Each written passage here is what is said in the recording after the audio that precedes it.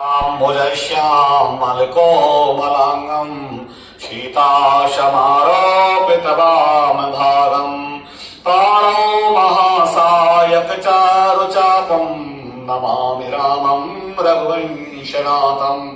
लक्ष्मणे लक्ष्मणो यस्य नामे च जनकात्मजा पुरतो मारुतिर्यस्य तं वन्दे रघुनन्दनम्। गदाधरम् विष्णुपदम् अष्टादशपदाम् रवै वन्दे अक्षयवटं फल्गो लक्ष्मी गौरी गणेश्वरी।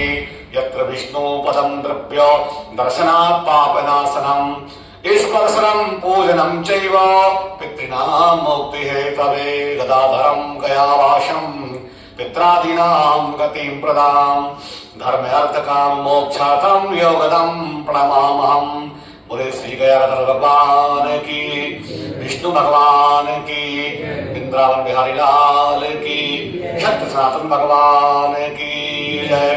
श्रीमन्नारायण नारायण नारायण भवतारायण श्रीमन्नारायण नारायण नारायण लक्ष्मी नारायण नारायण नारायण।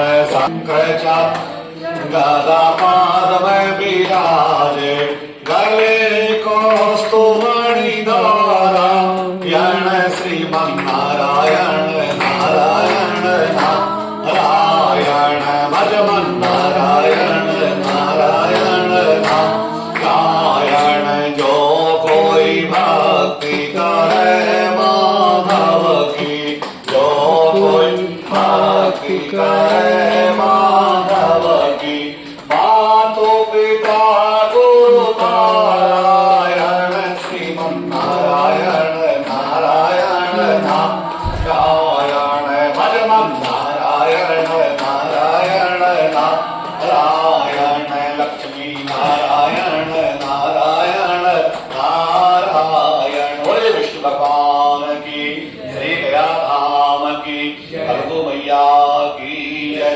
गौ मैया की, सत्य सनातन भगवान की, अपने अपने माता पिता की, पितर परमेश्वर महाराज की। परम मंगलमय अकारण करुणा वरुणामय भक्ति वांछा कल्पतरो श्री गया गतर भगवान पितरधारी की चरणों में कोटि कोटि नमन वंदन।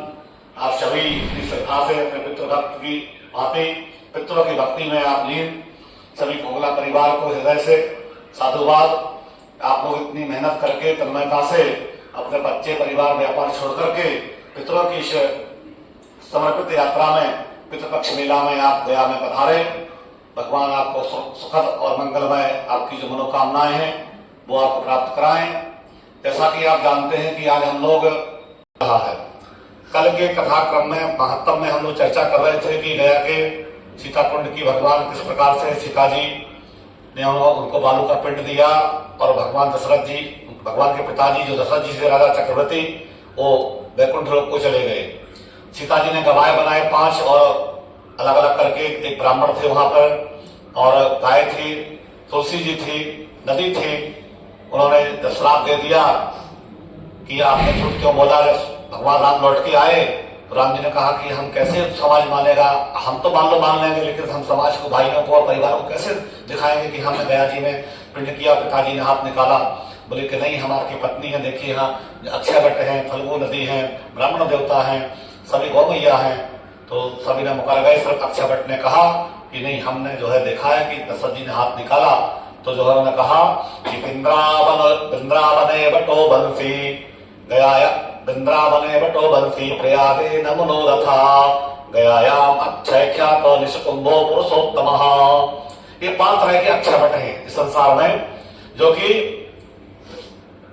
अक्षयवट जो है वो 5 तरह के, सबके नाम अलग अलग हैं। लेकिन वृंदावने बटो बंसी भगवान श्री कृष्ण ने जो वृंदावन में बंसी बट में जो लीला रची एक वो बट वृक्ष है। और प्रयागे न मनोरथा यूपी में जब नई सरकार अभी योगी जी की आई तो वहां मनोरथ नाम का एक अक्षयवट था, वो बंद पड़ा था ताला के विवाद में। उन्होंने उसको खुलवाया तो लाखों लोग वहां दर्शन करने जा रहे हैं। संगम तट पे ही है, हनुमान जी जहाँ लेटे हुए हैं उसके पीछे से वहां पे बना हुआ है बहुत पुराना। तो वो मनोरथ नाम का अक्षय वट है। और अक्षयम अक्षय ख्यातो निष्कुंभो पुरुषोत्तम। श्रीलंका में निष्कुंभ नाम का अक्षय वट है और पुरुषोत्तम में पुरी में पुरुषोत्तम नाम का अक्षय वट है। और ऐसे संत लोग पुराने लोग बताते हैं कि इनकी जड़ें आपस में मिली हुई हैं। इसका कोई वैज्ञानिक आधार तो हमारे पास नहीं है, लेकिन ऐसी चर्चाओं में जो हमने सुना है अपने बूढ़ बुजुर्गों से कि उनकी जड़ें मिली हुई और कभी वट वृक्ष आज तक सूखा नहीं है। जो हम 40 साल का तो मेरा अनुभव है छोटा सा, मेरे पिताजी यहाँ 70-80 साल से रहे, बोले हमने आज तक वट वृक्ष सब पेड़ सूख जाते हैं ऋतुओं में, लेकिन अक्षय वट का कभी हमने सूखा पेड़ पत्ता नहीं देखा। इससे बड़ा चमत्कार भगवान का क्या है। कोई सब वृक्ष सूख जाते लेकिन अक्षय वट कभी नहीं सूखता।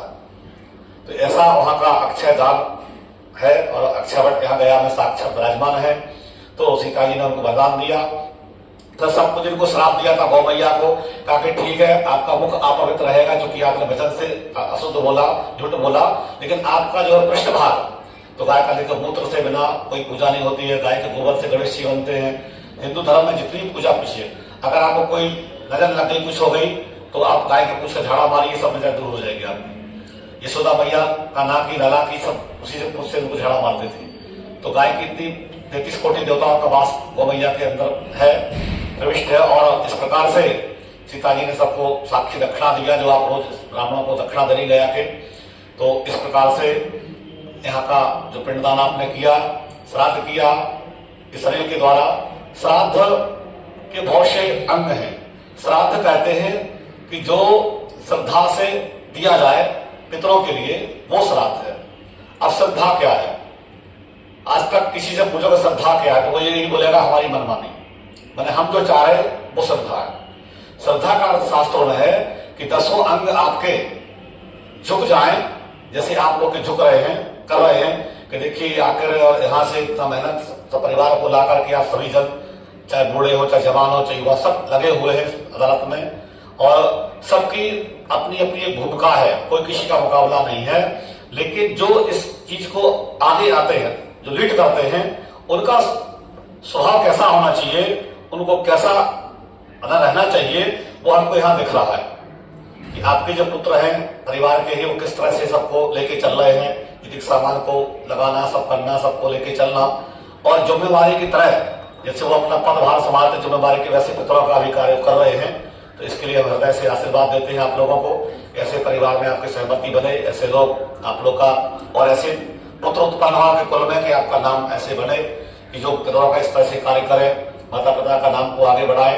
पुत्र की पात्रता वायु पुराण में, अगर आपको श्राद्ध के बारे में ज्यादा जानना है तो वायु पुराण को आप ज्यादा अध्ययन करें। वायु पुराण में श्राद्ध की बहुत चीजें दी है। और गया एक पूरी दुनिया में एक ऐसा जगह है कि यहाँ मृतक के ही कार्य परिणाम नहीं होते, जिंदा के भी, यानी किसी को